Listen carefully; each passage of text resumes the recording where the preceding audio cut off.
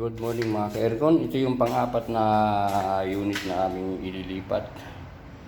Dahil nga dito natakpan yung aming building. So ang ginawa namin dito, tinanggal na namin. Balik sinakchap muna namin. Pinag-iwalay muna namin yung outdoor. Para makinig. Kasi idadaan lang namin ito sa bintana. So kinalas namin yung mga cover lahat. Okay. Then, yan, may natitira pa ditong isa. So, ang ginawa namin, ito yung kanyang copper tube. Ito itong nasa ilalim. Ito. So, gumawa kami dito ng butas. Dito namin idadaan yung copper tube na bago. Papunta doon sa basement. Ilulusot namin ngayon doon. Doon sa bintana yun na malayo. So, punta natin.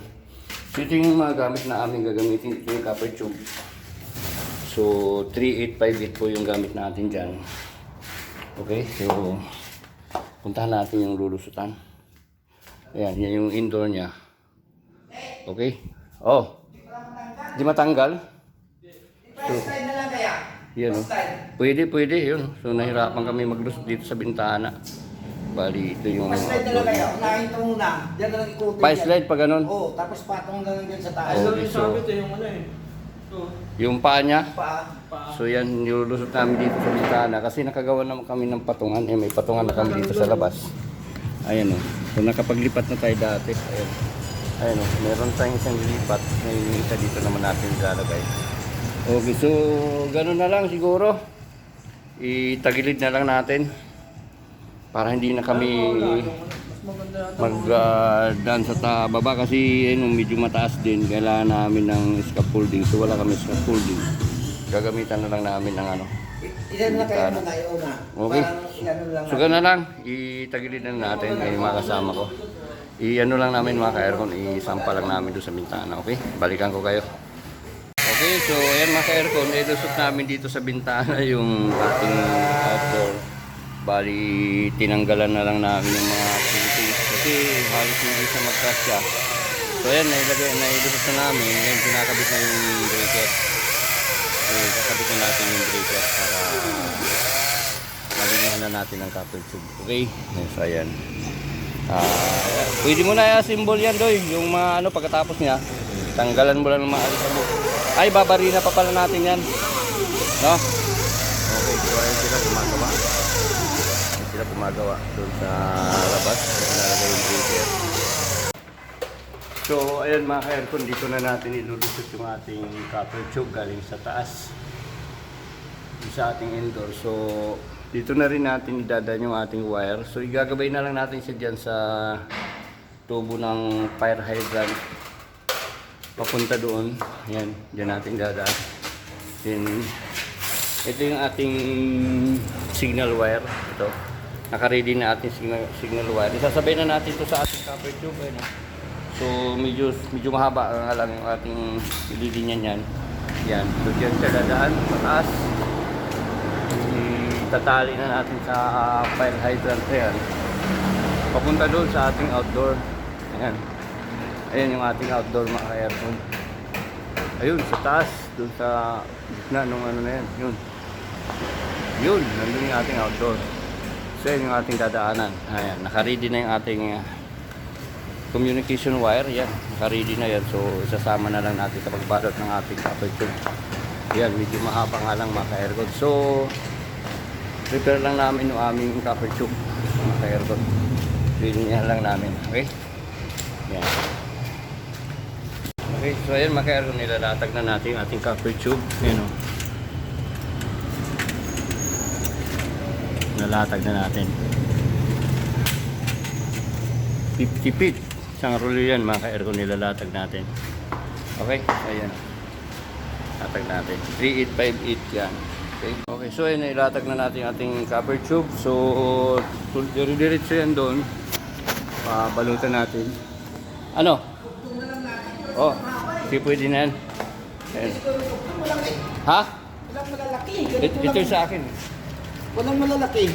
Pwede naman siguro dugtong yan. Oo naman, pwede naman yan. Ayan. Kasi ng malalaki. Okay, so yun, babalutan na natin ng rubber solution. Haba o. Data yan. Maliit talaga yun, okay lang naman yun. Dito naman yun. Oo, babalutin naman yun. Ayan o, na ilagay na natin ang ating rubber insulation. Ating copper tube. Guys, dito, pili lang kasi Sige lang. Oh, yan. Ayan, nailagay na natin ating mga rubber insulation. Babalutan na lang. Huwag mo masyadong higpitan yung tape. Isang ikot lang, okay na. Electrical tape po, tapos guntingin mo. Ayan, guntingin mo. Ayan, so nailagay na natin yung ating rubber insulation sa ating copper tube. Ayan o, mga ka-aircon. Ito yung ating communication wire. Isasama na yan sa pagbalot ng polyethylene. Ayan o. Ganun siya kahaba yung ating floor mounted na 3TR. Ayan. So babalutan na lang natin ng polyethylene. Ayan. Then ilalagay na natin dito sa taas. Okay. Ayan. Ayan mga aircon. Okay. So ayan mga aircon, binabalutan na natin ng polyethylene yung ating package. Kasama yung signal wire. Okay, ayan o. Yan, binabalutan na yan ng polyethylene bago natin i-akyat dito sa fire hydrant. Isasabay na natin dyan. Okay, so tatapusin na natin. Okay, so yun mga ka-aircon, ilagay na namin yung copper tube papunta doon sa labas. Ayan, medyo may kataasan nga lang. Ayan o. Ayan na. Yun, no? Yun. Yan. Nalagay na yung elbow papunta na doon sa outdoor. So, nandun na yung cover natin sa outdoor. Yan, igagabay na lang natin dito.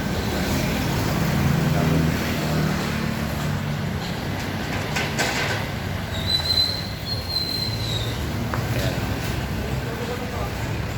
Basta eksakto yung putol niya. Ayan o. Ayan na. Hinangin na lang. Nag-ilbo tayo dyan kasi maraming liko mga ka-aircon.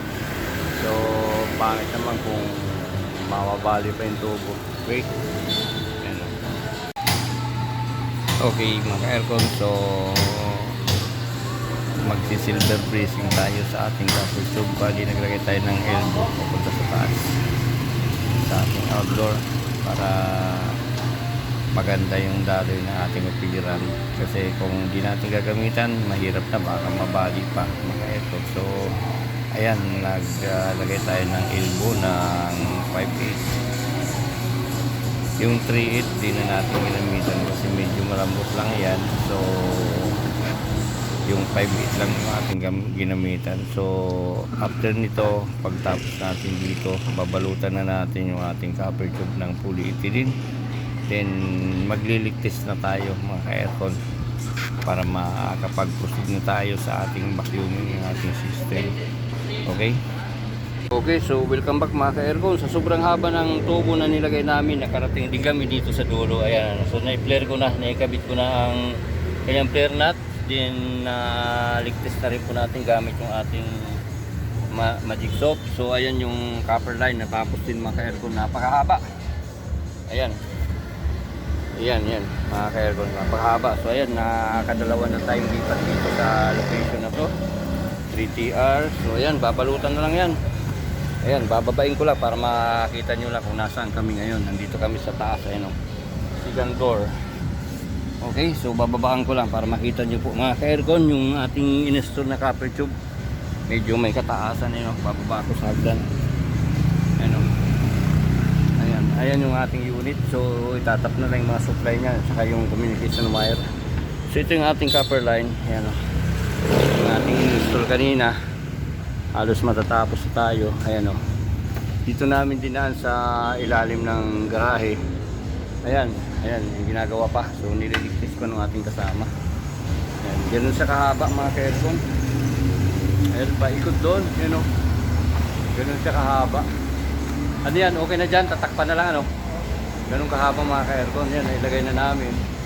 So nabalutan na rin ng polyethylene yung iba. Ayan o. Napakahaba po. Ayan o. Ayan, hanggang doon. Okay, so okay na, nakapagligtis na kami. Itatap ko lang yung communication wire saka yung feeder line supply. Magbabacuum na kami din. Matatapos na rin tayo mga ka-aircon. Okay? Ayan.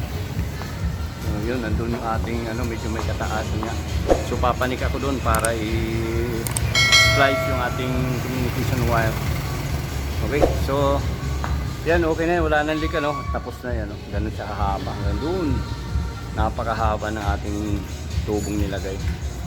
Okay, yan. Ayan, marami pa palang aero tape. Ayan doon, marami pa dyan. Ayan nakasama namin, so nag-overtime na kami kasi bukas may opisina na, so kailangan namin magawa ngayon. Okay. Okay mga ka-aircon, so ayan, tapos na tayo mag-vacuum. Na-vacuum na natin mga ka-aircon. So ayan, nasa negative 30 na. So ready na for open yung ating bulb. I-open na natin yung ating bulb. Okay. So open na natin yung ating bulb mga ka-aircon para ma-test na natin. Ayan. Unahin natin yung high side. Okay. So titingnan nyo, tataas yan. Okay. Ayan. Ayan. So full open na natin mga ka-aircon yung ating mga bulb dito.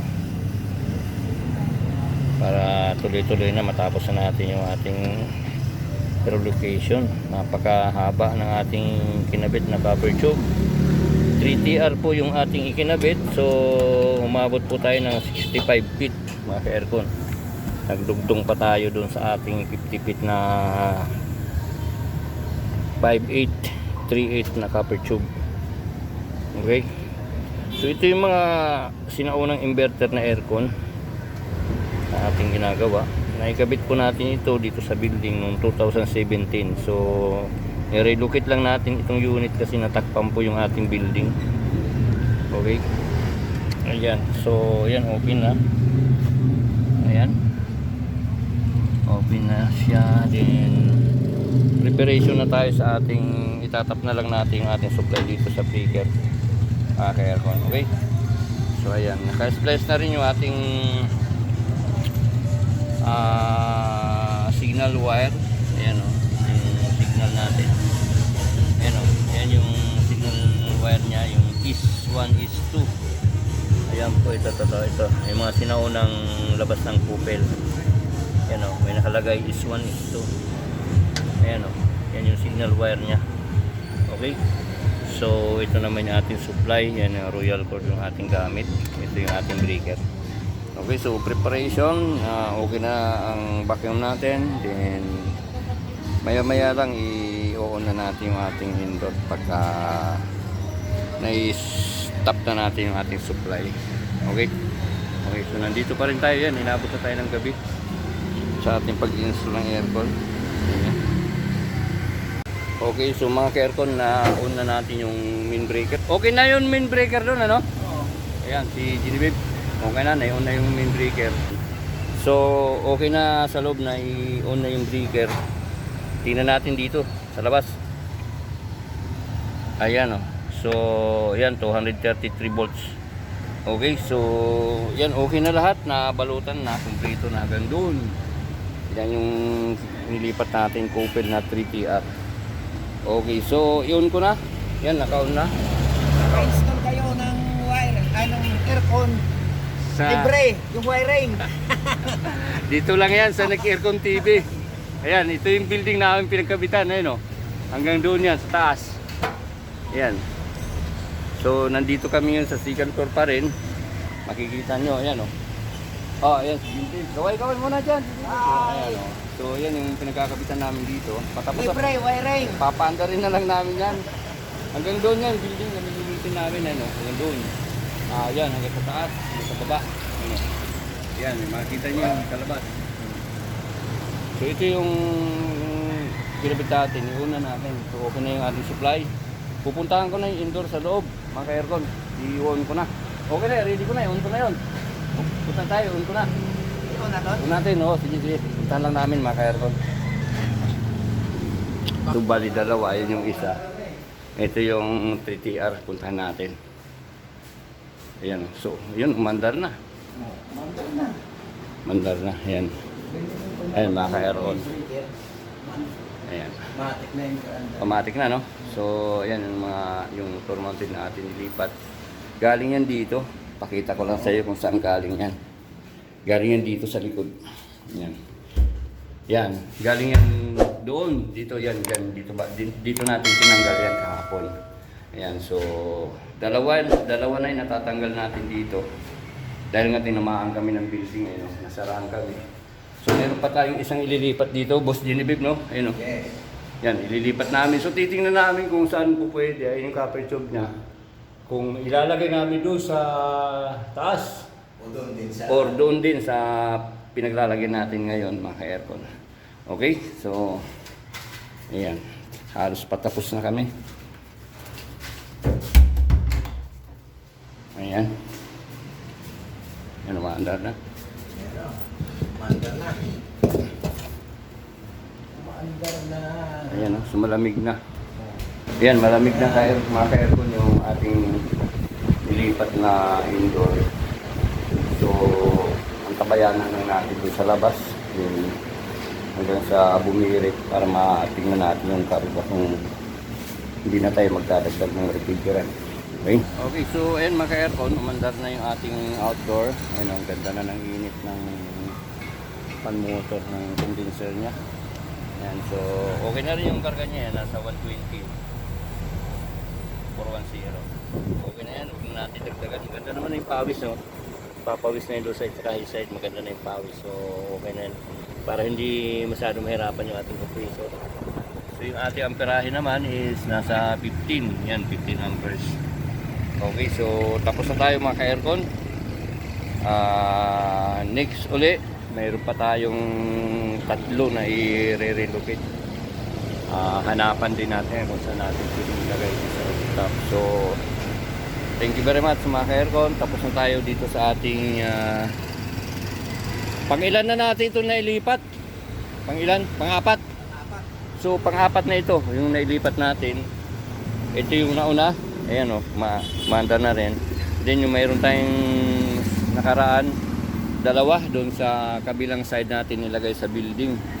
So pang-apat na to. Yan yung isang unit na yan. Ginawa na yun. Ginawa na. So hindi na siya suffocate yan, luwag kasi nasa harap na siya ng kalsada. Mga ka-aircon. So okay na. So okay, so hanggang dito na lang muna tayo dito sa pang-apat nating unit na kinabit.